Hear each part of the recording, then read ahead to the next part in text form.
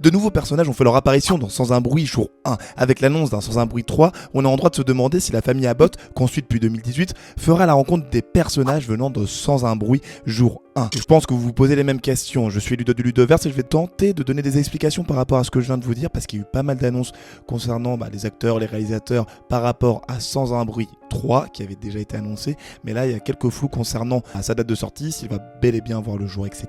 Donc, je vais vous donner le maximum d'informations dans cette vidéo incroyable, je l'espère pour vous. Accrochez-vous bien car on est parti pour l'univers de Sans un bruit. Let's go!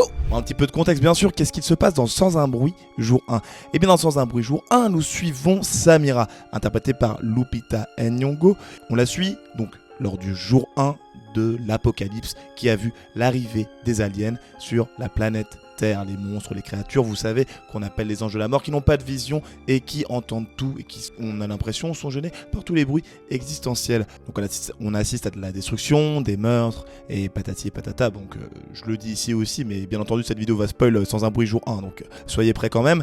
Et en gros, Lupita Nyong'o, elle est accompagnée par son chat, son petit chat tout mignon, qui est potentiellement la star du film, vous me le direz dans les commentaires, qui s'appelle Frodo. Et grâce à ce petit chat, elle fera la rencontre d'un gars appelé Eric, qui est interprété par Joseph Quinn. Et notre petite Lupita, il ne lui reste que quelques jours, mois à vivre, étant donné qu'elle est atteinte d'un cancer. Donc quand je dis Lupita, je parle bien entendu du personnage qu'elle interprète. Donc par moment, je vais peut-être mélanger les deux, mais vous comprendrez, je pense, si vous avez le nom des acteurs. Et de toute façon, je viens de vous faire un warning. Donc voilà. À la fin du film, Lupita se sacrifie pour que Frodo et Eric puissent accéder au bateau qui les emmènera sur la fameuse île où on avait pu voir le personnage interprété par Djimon Hounsou. Et avant d'arriver à la fin de sa vie, Joseph Quinn, ou du moins Eric, le personnage qu'il interprète, a fait passer à Lupita une journée de folie qui restera gravée à jamais dans sa mémoire, ce qui était quand même assez touchante comme fin, voilà. Vous me direz ce que vous en pensez également. Et puis si vous voulez savoir également pourquoi ils se sont retrouvés sur le bateau, enfin pourquoi ils ont dû passer par un bateau si vous vous en rappelez pas, c'est parce que les monstres ne savent pas nager et ne sont pas capables donc d'aller dans d'autres îles s'ils ne sont pas arrivés directement par l'espace et qu'ils n'ont pas atterri dans les îles. Donc voilà un peu pour le contexte et une sorte de fin rapide que je vous ai présenté là. Mais maintenant répondons à la question, est-ce qu'il est possible que Eric rencontre la famille Abbott? Parce que oui, Eric, donc Joseph Quinn, c'est celui qui a survécu avec le chat Frodo, et du coup il y a plusieurs possibilités, car on se doute évidemment qu'il va réussir à atteindre l'île, mais du coup qu'est-ce qu'il est arrivé à ce personnage entre ce jour 1 et le jour 476, si je dis pas n'importe quoi, par rapport à la fin de Sans un bruit 2, pas Sans un bruit jour 2, j'invente d'autres jours, d'autres noms de films, pardon. Et donc il y a, comme je le disais, plusieurs possibilités. La première, c'est que Joseph Quinn, il est encore sur l'île, et c'est juste qu'on ne l'a pas vu lorsque, vous savez, dans Sans un bruit 2, eh bien on suivait Emmett, qui a été interprété par Cillian Murphy, ainsi que Regan Abbott, la fille des personnages Abbott, enfin des parents Abbott si vous préférez. Et ces deux-là, ils avaient fait la rencontre donc de Djimon Hounsou, qu'on avait vu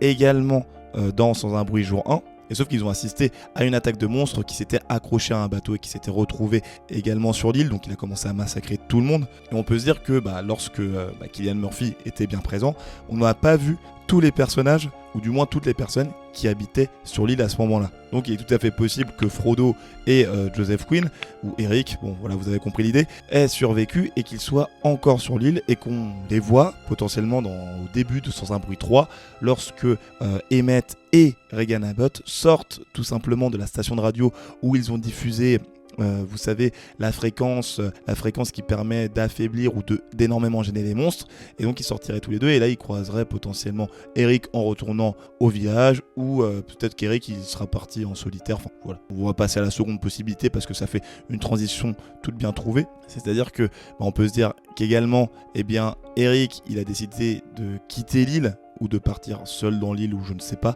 mais voilà, quitter l'île avec Frodo parce que pour une raison X ou Y, peut-être qu'il ne se sentait pas bien dans cette communauté, peut-être que Lupita lui manquait et qu'il s'est dit que voilà, Lupita elle a réussi à vivre une grosse journée, ou du moins il a réussi à lui faire vivre une énorme journée bien positive et tout, mais ça c'est tout simplement parce qu'ils ont quand même pris des risques, et il va peut-être se dire pour respecter sa volonté ou je ne sais quoi, autant voyager, essayer de sauver le maximum de monde qui n'a pas eu cette chance, peut-être même que c'est un éclaireur pour aider les gens et qu'il a pris un peu plus courage par rapport à la situation qui le touche. Donc ça reste à voir. Et la troisième, celle un peu plus sombre, c'est que tout simplement le personnage est décédé. Il est mort entre le jour 1 et le jour 476. Et On peut se dire, enfin, il y a vraiment plusieurs manières que ce soit arrivé. On peut se dire qu'il est arrivé sur l'île, que pour une raison X ou Y, encore une fois, eh bien, ça ne s'est pas bien passé avec les gens de la communauté. Et on sait très bien que dans ce genre de monde post-apocalyptique, les humains en général, ils ont tendance à se monter les uns contre les autres pour savoir qui va être le chef, suivre tel ou tel parti puissant pour être en sécurité ou juste prendre le contrôle. Et peut-être qu'il s'est retrouvé dans une sorte de rixe qui c'est tout simplement soldé par son décès ou potentiellement aussi, comme je le disais, c'est en lien avec la possibilité qu'il ait quitté l'île et qu'il se soit fait tuer à ce moment-là avec le chat, malheureusement. Frodo, si c'est le cas, on ne t'oubliera pas, mais ça reste encore à voir. Et bien sûr, je pense que les gens espèrent, et moi aussi j'espère, de voir une sorte de crossover et de rencontre entre les personnages de Sans un bruit jour 1 et Sans un bruit 1 et 2, donc la famille Abbott et évidemment le personnage d'Eric et le chat Frodo. Parce qu'on pourrait se dire également que les Abbott, ou du moins Eric va aider les Abbott à diffuser au maximum la fréquence audio qui gêne énormément les monstres pour pouvoir réussir à reprendre le contrôle de la planète et tous les détruire. Et moi personnellement, c'est ce que je demande à voir, même juste voir Cillian Murphy, Joseph Quinn et Emily Blunt à l'écran, ça peut envoyer du très lourd. Après, ce qu'on peut attendre également de Sans un bruit 3, c'est tout simplement qu'il développe un peu plus le lore des monstres, parce qu'évidemment on en sait très peu par rapport à ces derniers, bien qu'il y a des informations qui ont été diffusées, développées par le réalisateur John Krasinski qui jouait également le personnage de Lee Abbott, si je ne dis pas n'importe quoi, dans la franchise Sans un bruit. Et d'ailleurs j'ai fait une vidéo qui en parle, mais voilà, là je vous tease un petit peu tout ça, je vous mettrai le lien à la fin de la vidéo. Et par rapport à ce qui se passe du coup dans Sans un bruit jour 1, il n'y a même pas eu dans la scène post-générique un teasing par rapport à ce qui pourrait se passer après, donc tout simplement parce qu'il n'y a pas eu de scène post-générique déjà de base, donc on entendait juste le cri des monstres, donc on se doute qu'ils seront encore centraux dans les prochains volets. S'ils sont plus là, il n'y a plus grand chose à raconter, je pense. Et on les a vus, notamment dans Sans un bruit jour 1, se nourrir enfin à New York. Première chose qu'on voit, première fois qu'on les voit se nourrir, on les avait jamais vus, mais ils se nourrissaient de choses bizarres. On aurait dit des œufs potentiellement, ou peut-être de nourriture qui viendrait de leur planète et qui aurait atterri avec eux sur la Terre. Ça reste totalement un mystère, mais on a besoin de développement par rapport à ces monstres. On a besoin de plus d'informations par rapport à leur physionomie, pas le pourquoi ils sont là, mais pourquoi ils se nourrissent de ça, qui est des réponses. Ça peut être aussi intéressant d'en développer dans Sans un bruit 3. Et ce qu'ils peuvent se reproduire, vous voyez un peu, il y a plein de choses à montrer. Et bien sûr, juste voir la famille Abbott en tant que sauveur du monde, avec le déploiement du dispositif et de la fréquence, là aussi, ça permettrait de bien conclure la franchise Sans un bruit, parce que là, les films commencent quand même à s'accumuler. On peut peut-être se dire qu'il serait peut-être temps d'arrêter, mais tout le monde n'est pas de cet avis, et j'y reviendrai un peu plus tard. Parce que déjà, répondant à la question, quelles sont les conditions pour que Sans un bruit 3 puisse enfin sortir? Donc comme je le disais précédemment, la date de sortie a été décalée. On n'a pas d'informations par rapport à ça parce que le film était censé sortir en 2025. Et là, on est un peu dans le flou. Donc en 2024, on a le Sans un bruit jour 1.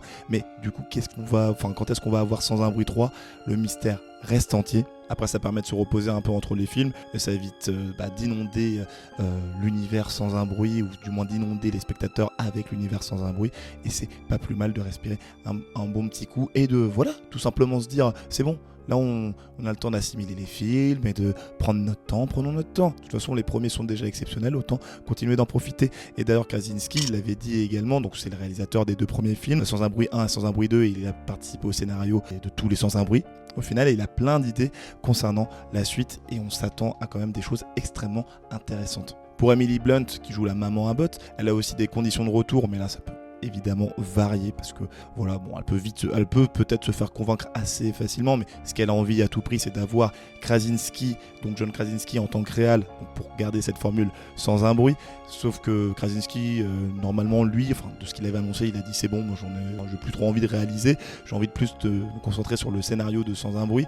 Et donc c'est pour ça notamment que pour Sans un bruit jour 1, on n'a pas le même réalisateur et que c'est Michael Sarnotsky qui s'en est occupé et qui nous a donné donc une histoire très profonde concernant les relations entre les personnages, ce qui a été plus développé, je trouve, que dans les autres Sans un bruit. Vous me direz ce que vous en pensez dans les commentaires, mais on se doute que c'est négociable pour son retour et que ça dépend. On verra, en tout cas, il est toujours au scénario pour Sans un bruit 3. Et elle veut aussi, Emily Blunt, le retour de Cillian Murphy, donc qui interprétait le personnage d'Emmett dans Sans un bruit 2. Et là, on peut se dire aussi que ça paraît logique qu'il fasse son retour, étant donné qu'il était un personnage très important dans Sans un bruit 2, donc à voir où ça va mener. Mais il y a aussi d'autres possibilités concernant le simple fait d'étendre l'univers encore plus après Sans un bruit jour 1. Est-ce qu'il peut y avoir d'autres films d'annoncer, des spin-offs et j'en passe, même si là il n'y a eu aucune info, mais c'est vrai que Lupita Nyong'o, donc qui interprète Samira, personnage principal de Sans un bruit jour 1, elle a dit que les possibilités étaient infinies et on s'en doute parce que bon, les monstres ont atterri partout sur la Terre et donc on peut très bien suivre différents personnages à différents endroits du monde avec différentes cultures et voir comment ils réagissent avec l'arrivée de ces différents monstres, et ça peut toujours envoyer des histoires très intéressantes à suivre, comme ça a pu être le cas avec Sans un bruit jour 1. Après ça dépend si les gens s'y retrouvent et s'ils arrivent à être accrochés avec d'autres personnages. C'est peut-être une critique qu'on peut faire aussi à Sans un bruit jour 1 où on est en mode on se concentre vachement sur les persos alors que peut-être que les gens voulaient juste avoir des jumpscares ou je ne sais quoi.